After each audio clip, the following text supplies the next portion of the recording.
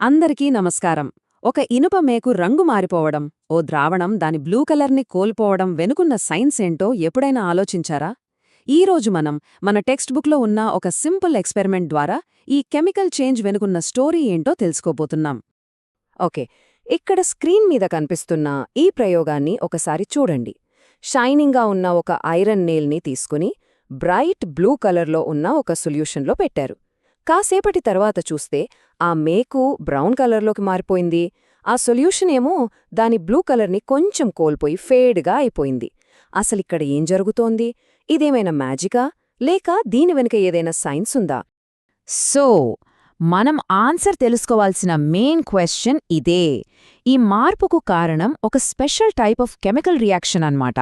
దాని గురించే మనం ఇప్పుడు వివరంగా మాట్లాడబోతున్నాం. సరే, మరి ఈ మార్పు వెనుకున్న ఆ సైంటిఫిక్ కాన్సెప్ట్ ఏంటో చూద్దామా? అదే స్థానభ్రంశ చర్య. ఇంతకీ ఏంటి స్థానభ్రంశ చర్య అంటే? దీన్నే స్థానభ్రంశ చర్య అంటారు. సింపుల్గా చెప్పాలంటే ఇదొక చిన్న గేమ్ లాంటిది. ఈ గేమ్లో ఎక్కువ రియాక్టివ్గా అంటే చాలా యాక్టివ్గా ఉన్న ఒక ఎలిమెంట్ వచ్చి తక్కువ రియాక్టివ్గా ఉన్న ఇంకో ఎలిమెంట్ని దాని ప్లేస్ నుంచి పక్కకు నెట్టేస్తుంది. మన ప్రయోగంలో ఆ యాక్టివ్ ఎలిమెంట్ ఇనుము. అసలు లోపల ఏం జరుగుతుందో మనకు ఇంకా క్లియర్గా అర్థం కావాలంటే రసాయన సమీకరణం చూడాలి.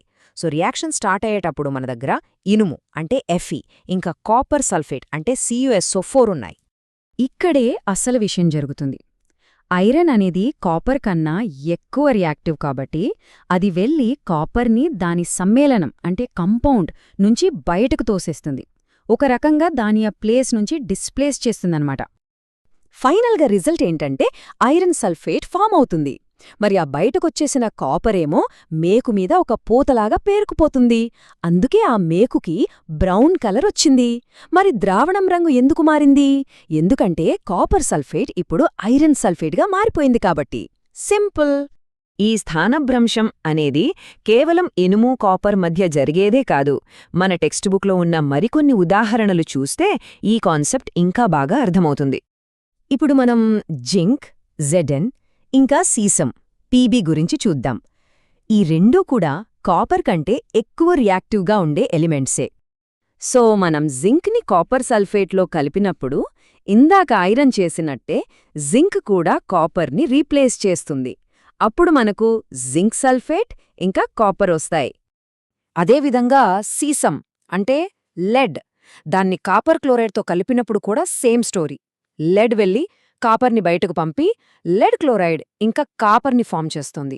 ఈ రియాక్షన్స్ అన్నింటిలో ఒక కామన్ పాయింట్ గమనించారా? ప్రతిసారీ ఎక్కువ రియాక్టివిటీ ఉన్న మెటల్ తక్కువ రియాక్టివిటీ ఉన్న కాపర్ని దాని కాంపౌండ్ నుంచి డిస్ప్లేస్ చేస్తోంది. సరే, ఇప్పటిదాకా మనం చూసిన ఈ రియాక్షన్స్ అన్నింటినీ ఒకే చోట ఒక సింపుల్ టేబుల్లో చూద్దాం. అప్పుడు రివైజ్ చేసుకోవడానికి చాలా ఈజీగా ఉంటుంది. ఈ టేబుల్ చూడండి. ఎడమవైపు క్రియాజనకాలు అంటే రియాక్టెంట్స్, కుడివైపు క్రియాజన్యాలు అంటే ప్రోడక్ట్స్. 3 కేసుల్లోనూ ఏం జరిగిందో చాలా క్లియర్గా ఉంది కదా.